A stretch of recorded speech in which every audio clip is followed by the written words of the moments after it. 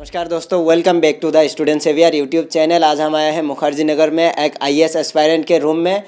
तो ये जो आईएएस एस्पायरेंट है ये बिहार से है। हम जानेंगे इनके बारे में कि इनका टाइम टेबल क्या है, कैसे प्रिपरेशन कर रहा है, कैसे स्ट्रगल कर रहा है यहाँ मुखर्जी नगर में रहकर, और इनका क्या क्वालिफिकेशन क्या है, क्या इकोनॉमिक कंडीशन है घर का, क्या वो कोचिंग लिए है या फिर सेल्फ स्टडी कर रहा है, लाइब्रेरी ज्वाइन किया है या फिर वो रूम पे ही बैठ के पढ़ते हैं। तो आइए हम इस वीडियो को शुरू करते हैं, और वीडियो अच्छा लगे तो वीडियो को एक लाइक कीजिए, शेयर कीजिए अपने दोस्तों के साथ, और सब्सक्राइब भी कीजिए the student saviour YouTube channel को। सबसे पहले तो सर जी बहुत बहुत स्वागत है हमारे चैनल पे। आपका भी स्वागत है। धन्यवाद कि इस माध्यम से मैं आपको इंटरव्यू दे पा रहा हूँ, क्योंकि जो भी यहाँ पे आएंगे उनके लिए थोड़ी बहुत मोटिवेशन की चीज़ें पड़ जाएंगी मेरी इंटरव्यू से, तो शायद उनको कुछ हेल्प हो जाए इस वजह से। जी सर, आप अपना नाम बताइए और आप अपना परिचय दीजिए। जी, मेरा नाम धनंजय कुमार है। मैं बिहार से बिलोंग करता हूँ। बिहार के सारण ज़िले का मैं निवासी हूँ। और मेरी क्वालिफ़िकेशन है, मैंने 2018 में गुरुकुल विद्यापीठ हाजीपुर से मैंने 12th करी है। अच्छा। फिर उसके बाद मैंने पटना यूनिवर्सिटी में एडमिशन ली। फिर रिगार्डिंग मैं जब 12th प्रिपेयर कर चुका था, फिर उसके बाद मेरा मूड कुछ IIT JEE की तरफ गया। फिर मैंने कोटा के रेजोनेंस इंस्टीट्यूट में एडमिशन ली। फिर 3-4 महीने मैंने क्लास करे। आपने 12th कब पास किए थे, मतलब इंटरमीडिएट कब, कौन सी ईयर में हुआ? मैंने 2018 में 12th पास आउट हुआ हूँ। ओके, फिर उसके बाद मैंने कोटा गया, वहाँ पे 3 महीने मैंने क्लास करी, हो गया अप्रॉक्स। फिर उसके बाद 23 मार्च 2021 को लॉकडाउन लग गई, तो उसकी वजह से फिर हम लोगों को घर आना पड़ गया। हाँ। फिर यहाँ आने के बाद फिर रुझान कुछ इस तरफ आया। फिर मैंने जब से प्रेपरेशन शुरू कर दी, स्टार्टिंग बेसिस पे तो मैं NCERTs वगैरह कवर कर रहा था। ग्रेजुएशन कौन सी स्ट्रीम से किया? अभी मैंने ग्रेजुएशन कंप्लीट नहीं करा है, मैंने अभी अकॉर्डिंग प्रिपेयरिंग कर रहा हूँ। पटना यूनिवर्सिटी से मेरा फर्स्ट ईयर हुआ, अभी एग्ज़ाम हुआ है। अभी उसका रिजल्ट पेंडिंग पड़ा है, रिजल्ट पेंडिंग में पड़ा है। अब रिजल्ट जब तक आ जाए फिर सेकंड ईयर का प्रिपरेशन शुरू करूँगा। तो आप बीए कर रहे हो या फिर? हाँ नहीं, मैंने BA कर रहा हूँ, हिस्ट्री ऑनर्स से। मेरा हिस्ट्री ऑनर्स पेपर है, मैंने BA कर रहा हूँ वहाँ से। अच्छा, आपका आईएएस बनने का सपना कब से है, मतलब कब से आपने सोचा कि मुझे यूपीएससी की प्रिपरेशन करना है? जब मैंने वहाँ से कोटा से लौट कर आया, फिर मेरे पास कोई स्कोप नहीं था, तो फिर मैंने घर पे बैठा फिर एनालाइज कर रहा था। फिर मैंने पेपर को एनालाइजिंग करा 1-2 महीने, तो फिर मैंने सिलेबस पढ़ा। पहले पूरी तरह से मैंने सिलेबस को हूबहू पढ़ लिया, क्या है इसमें, क्या नहीं है, क्या करना है, कब क्या करना है, कौन से टॉपिक्स आते हैं, क्या आते हैं, कौन से बुक्स पढ़ने हैं। फिर उसके बाद मैंने बहुत सारे डिसीजन लेने के बाद फिर मैंने डिसीजन लिया फाइनली कि अब मुझे यही करना है। फिर उसके बाद मैं जुलाई 2021 में दिल्ली के मुखर्जी नगर में आ गया। फिर जब से मैं इस PG में रह रहा हूँ। अच्छा, ये जो पीजी में आप रह रहे हो, इस पीजी का रेंट कितना है और मंथली बजट आपका टोटल कितना आ जाता है? जैसे मंथली बजट की बात करें तो मैं अपने PG में, जैसे डबल शेयरिंग रूम है। हाँ। इसमें मैं सिंगल ही रहता हूँ। अच्छा, सिंगल कि मुझे कुछ कंफर्ट जोन कुछ अच्छा ही लगता है। इसी वजह से तो मैं 8,000 रुपये रेंट देता हूँ, जिसमें बिजली, खाना, RO, वाटर, वाईफाई हर चीज़ फ्री है। एज वेल एज, मतलब एज पर स्टूडेंट, जो स्टूडेंट्स को चाहिए। हाँ। सारी व्यवस्थाएं हैं यहाँ पे, सब कुछ मिल जाता है। हाँ, अब रह गई लाइब्रेरी की बात, तो मैं लाइब्रेरी नहीं जाता। मेरा टाइम शेड्यूल है, मैं सुबह 6 बजे उठ जाता हूँ प्रॉपर। अच्छा। 6 बजे से 7 बजे तक मैं फ्रेश वगैरह हो गया, थोड़ा एक्सरसाइज वगैरह कर ली। अच्छा। फिर उसके बाद 7 से 12 बजे तक मैं पढ़ता हूँ। फिर 12 से 1 बजे वो फ्रेश वगैरह होना, लंच वगैरह करना होता है। अच्छा। फिर उसके बाद 1 बजे से 6 बजे तक मैं प्रॉपर पढ़ता हूँ। अच्छा अच्छा। फिर 6 से 8 बजे तक मैं खाना, न्यूज़पेपर, या फिर जो भी फैमिली मेम्बर से बात वगैरह होगी, या फिर कहीं घूमना गया। हाँ। तो वो सब हो जाती है। फिर 8 से 12 बजे तक जो मैंने 10 घंटे में पढ़ी उसको रिवीजन करता हूँ।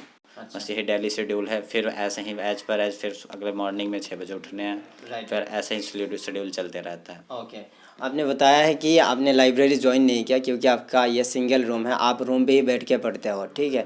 तो आप कोचिंग लिया कि नहीं, या फिर सेल्फ स्टडी करते हो पूरे दिन? स्टार्टिंग में आया तो मैंने 4-5 बार NCERT पढ़ी, क्योंकि मैंने भैया सबसे पहले सलाह ले रखी थी। तो उन्होंने बताया कि बेसिक मजबूत करना, तुम्हारा साइंस बैकग्राउंड है। हाँ। सबसे पहले बेसिक्स को बहुत कॉन्फिडेंटली उसको इतना इम्प्रूव करो कि ताकि कोई भी चीज़ तुम पढ़ो तो फिर तुमको हूबहू समझ आए।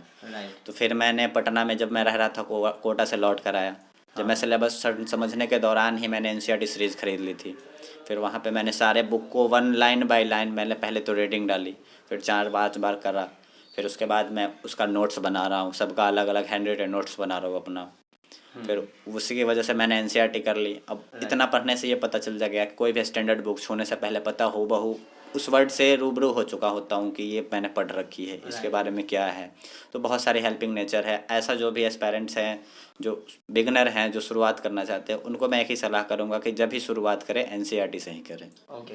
अच्छा सर जी, आप ये बता दीजिए, जो भी स्टूडेंट्स मुखर्जी नगर में आते हैं या फिर जिनका इकोनॉमिक कंडीशन सही नहीं है, ठीक है, वो सोचते हैं जो भी मतलब मुखर्जी नगर में स्टूडेंट्स प्रिपरेशन करते हैं उनका कहीं ना कहीं इकोनॉमिक कंडीशन सही है या फिर वो रिच क्लास के है। तो आपका अगर बात करें तो आपका इकोनॉमिक कंडीशन क्या है घर की? देखिए, पहले उन लोगों की बात करें जिनका इकोनॉमिकल कंडीशन लोअर पे है। तो ऐसा कुछ नहीं है कि मतलब इकोनॉमिकल कंडीशन सही होने पे ही प्रिपेयर किया जा सकता है। ऐसा प्रिपरेशन है जो घर पे रह के भी किया जा सकता है। हाँ, वो बात होगी कोचिंग फैसिलिटीज़ की, जो यहाँ पे हब माना जाता है जैसे मुखर्जी नगर। तो यहाँ पे बच्चे लोग आते हैं। यहाँ पे आने से कोचिंग लेना ये कोई ज़रूरी नहीं है। जो कोचिंग अफोर्ड कर सकते हैं वो ले सकते हैं, जो नहीं कर सकते हैं वो सेल्फ स्टडी भी कर सकते हैं। हर साल भी ऐसा रिजल्ट होता है जिसमें सेल्फ स्टडी वाले बच्चे करते हैं, कभी कभी तो टॉप लेवल पे भी आते हैं। तो ऐसा कुछ नहीं है। हाँ, जिनका लो कंडीशन है, मेरा फैमिली बैकग्राउंड मिडिल क्लास पे है, मतलब नॉर्मली है। तो मैंने मेरे पापा एज वेल एज बिजनेसमैन है। मेरी मम्मी हाउसवाइफ है और मैं भाई हूँ, अकेला भाई हूँ, और एक मेरी बहन है। तो हम लोग बस 4 ही फैमिली मेम्बर हैं। तो इसी की वजह से मुझे एलोननेस में थोड़ा पढ़ना अच्छा लगता है। और जो जिनका फैमिली कंडीशन सही है, जैसे और बगल में भी रूम वगैरह हैं, तो उनमें बच्चों से रूम शेयरिंग करते हैं। जैसे उनका 5 से 6 हज़ार रुपये रूम रेंट लगता है, जिसमें खाना प्लस बिजली आर सब चीज़ फ्री होती है। तो इतना अफोर्ड कर सकते हैं। और नहीं तो फिर घर पे में भी रह के पढ़ाई करी जा सकती है, ऑनलाइन क्लासेस करी जा सकती है। जैसे मैं अभी अर्न अकेडमी पे क्लास करता हूँ। अच्छा। और वहाँ से मैं क्लास करता हूँ, ऑनलाइन ही क्लास होती है मेरी सारी। और यहाँ पे रहने का रीज़न ये है कि मैं यहाँ से फिर मैं अगले बार विज़न IAS में एडमिशन लेने वाला हूँ। अच्छा। मेरे इंग्लिश मीडियम है कि हिंदी मीडियम? जैसे मेरा मीडियम हिंदी है, लेकिन मैंने फिर भी विज़न में लेना है, क्योंकि वहाँ से कुछ मैंने बहुत सारे एनालाइज़ किए कोचिंग, जैसे दृष्टि हो गए, संस्कृति हो गए, NXT हो गए, मैंने बहुत सारे करके तो फाइनली डिसीजन में विज़न में एडमिशन लेने वाला हूँ। और दूसरी बात रह गई यहाँ रहने के बेनिफिट्स हैं, जो नोट्स वगैरह हो गए जो ईज़िली अवेलेबल हो जाते हैं, मैगज़ीन वगैरह हो गए, जो कि गाँवों में मतलब सही रूप से प्रोवाइड नहीं किए जा सकते, या फिर नोट्स वगैरह का कभी ज़रूरत पड़ गई। यहाँ सबसे बड़ी है चीज़ कि यहाँ एक माहौल है उस कैटेगरी का। अगले बच्चों भी हमसे कंपटीशन कर रहा है, अगला बच्चा भी उसी लेवल में पढ़ रहा है। तो हम लोगों को भी जुनून से पढ़ना होता है। तो इसलिए हम लोगों का शेड्यूल रहता है, यहाँ माइंड सेट होता है कि मुझे इतने दिन में ये काम करने हैं। और जो घर पे कभी कभी आपका टारगेट अटेम्प्ट कौन सा है? मेरा टारगेट अटैम्प्ट है 24। हाँ 24 में मेरा अटैम्प्ट आएगा, फर्स्ट अटैम्प्ट आएगा। अभी मैं ग्रेजुएशन का फर्स्ट ईयर ही जैसा मैंने बताया कर रहा हूँ। तो मेरा अटैम्प्ट लास्ट 24 हो सके शायद मिस ना करके, अगर रिजल्ट में लेट वेट होगी तो फिर मेरा फर्स्ट अटैम्प्ट 25 होगा, 2025।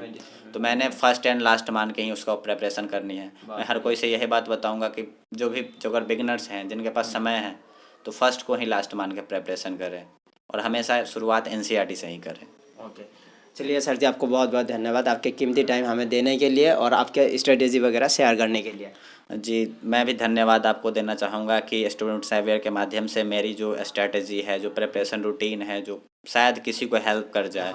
जो बहुत सारे हो जाते हैं जो अफोर्ड नहीं कर सकते, जो आ नहीं सकते, उनको स्ट्रेटेजी की बहुत सारी जो शुरू में डायरेक्शन नहीं मिल पाते कि किस फील्ड में हमको मेहनत करनी है। तो मैं सबसे पहले यही कहूँगा कि सबसे पहले सिलेबस ले लें या फिर डाउनलोड कर लें, और सिलेबस को हूबहू पढ़ जाए। एज वेल एज मैं तो बोलूँ रट जाए, इतना रट जाए कि मतलब कि उनको याद हो जाए वर्ड बाय वर्ड कि कहाँ से क्या टर्न ले रहा है, कौन से ईयर में कौन से प्रिपेयर चैप्टर आ रहे हैं, कौन कौन से पोर्शन है जो रिपीटेड है।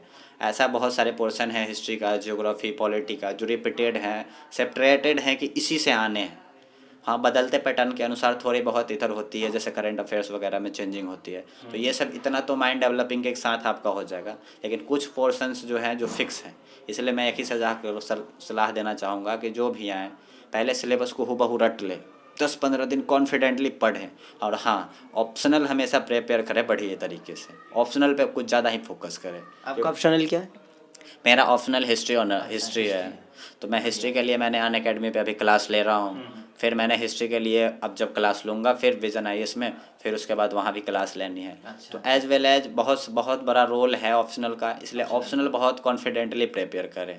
और हाँ, ऑप्शनल पे ये हमेशा चूज करें जो स्कोरिंग हो, ये है, जैसे मेरा हिस्ट्री है तो ये थोड़ा भास्ट सिलेबस इसका है, लेकिन ऐसा नहीं है कि ये इंटरेस्टिंग सब्जेक्ट, जब जैसे पहले इंटरेस्ट चेक कर लें कि जिसमें इंटरेस्ट हो वही ऑप्शनल लें। हाँ हाँ। चलिए सर, आपको बहुत बहुत धन्यवाद हमें टाइम देने के लिए। थैंक यू, आपका भी धन्यवाद। और जो भी बच्चे देख रहे हैं वह स्टूडेंट्स हैवियर को सब्सक्राइब कर ले, लाइक कर दे, ताकि इनका भी मनोबल बढ़ते रहे, ताकि अगली वीडियो अपलोड ये करे भाई, ताकि किसी न किसी को हेल्पिंग नेचर का हेल्प हो सके।